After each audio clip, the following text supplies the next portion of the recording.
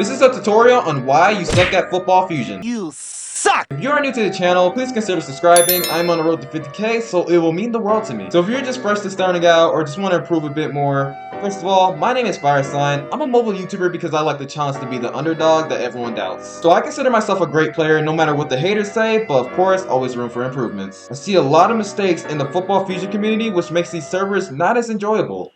So let's tackle them, shall we? Number 1, timing. 80% of the Football Fusion player base have really poor timing, arguably 90%, which causes them to miss absolute dimes and get mossed. So let's look at some film real quick. So right here, I decided to toss it up to my receiver, and look what happens. The DB already early jumps, and once he already early jumps, he's completely out the play now. So for my receiver, that's going to be free.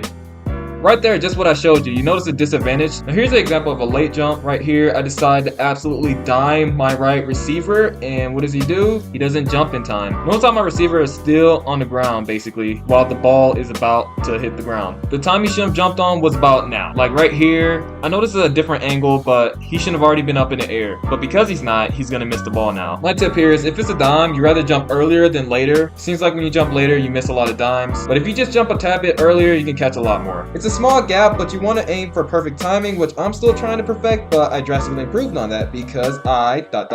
Number 2, practice. Almost everyone neglects Football Fusion practice, even sometimes I do. So here I like to practice mags, so simply just practice going closer to the fade machine and trying to mag the ball. The more you do this, the more skill you'll obtain at this. Also, I like to work on my timing, so I just work on regular catches, and the way I judge if it's a good catch or not is how much jump height I still have left. Now depending on the situation, it may vary, but typically if you're right under the ball and by the time you catch your jump is low, you've likely either early or late jumped. Here's an example. Here's an early jump. I will catch it about here, not as much jump height though. Here's an on-time jump. By the time I catch this, look how much good jump height that is. That's how you know that's great timing. And here's me just late jumping. Notice how you don't really have that much jump height. That is why timing is key. And for QBing, I like to practice dotting here with a mix of different powers. You mostly want to use 90 to 95. Any powers lower than that, you want to use those powers for diming and corner fits for the best results. Well, for kicks, it's self-explanatory. You just practice right here. R means more height and F means less height. This is really all in your own preference. Number 3, studying. An easy way to get better at the game is to watch someone that is better than you. Very simple, right? We just run a quick little comeback route. We can get a nice... Oops, wrong clip. Clear fact, watching a YouTuber or a streamer that is better will definitely increase your game skills. Me, myself, I had a weakness of lob/fades because I struggled at positioning, but I improved on that by watching some lob gamers, so now I found a strategy that worked well for me. Obviously, lob gaming isn't as important, it's more of a flashy style, but nonetheless fun to learn. Number 4, overusing shift lock. A lot of you are going to disagree with me here, but here's why. Ultimately, shift lock will limit you to some things. You mainly want to use shift lock for slants and defending slants in end zone, but for tosses, you want to pop that off. Catching without shift lock is not only more skilled, but you have a better chance to position yourself. Even if you feel like you're some shift god, trust me, you are limiting your abilities and you're gonna get jammed more. Number 5, PRing. A lot of you guys ask, what's a PR? Well, they're basically kind of like a safety preventing dimes. You're probably saying, okay, what's wrong with that? The problem is, if a player is PRing, it's basically saying they need a huge advantage due to a skill issue. Players that constantly PR aren't really confident, so I say if you're playing against one, try to just either go close to your QB or route, or if you're the QB, try to find an open route and do some shorts. Number 6, techs. You guys ask me a lot, what tech do I do? To be honest, I really just freestyle it to wherever my defender's at. But we're gonna get started with under tech. Pretty much, usually you want to do under tech, usually when the defender's like about right behind you, usually. That's the best time to use under tech. So yeah, really just practice just under teching. Really make sure your timing's good, your positioning's good. Then the next one, we just got regular old diagonal tech. Pretty much all you just want to start from the ball right here and then just like go diagonal.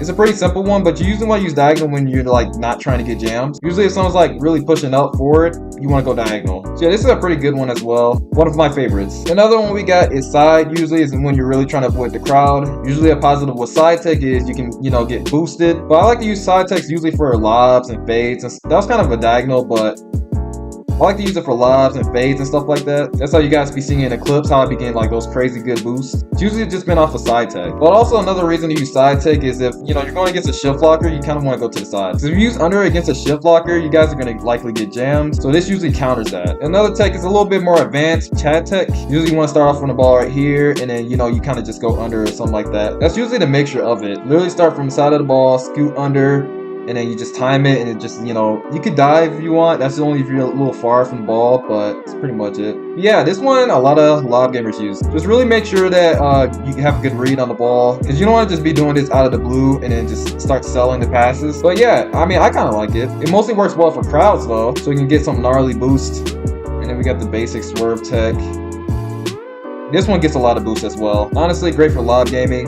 Yeah, honestly, really effective one. I think I heard about swerve tech is you don't want to just do it anytime, like randomly. You want to make sure you have a good ball read and then kind of just like swerve it. I'm not really sure why for me, but it works so well for lob. Yeah, those are kind of the best techs I pretty much know. Like, of course, there's a tech called shift glitch and overtech, but I don't really use those. So, of course, there's other techs like overtech and shift glitch, but I don't really use those. So, honestly, these are my most recommended techs. Number 7, record yourself. The best way you can truly progress is by simply recording yourself to review your mistakes. So you can screen record yourself in practice or public servers, and once you're done, review over any of your mistakes and reflect. It's always easier to see your mistakes on a video versus real time being in the moment. Number 8, camera settings. This is so underrated. I bet a lot of you guys that are watching could use these tips. So back then in 2020, when I thought I was global level, which I wasn't even close to yet, I had horrible camera settings that made it a lot harder than it had to be. When my QB would pass me, I would be pretty zoomed out, and having your camera that way makes you miss a lot more. But as you can see now, I've been changed that, so here's what I like to keep it angled at. About right there is usually the sweet spot. Number 9, to really be a legendary global, you have to hit that subscribe button.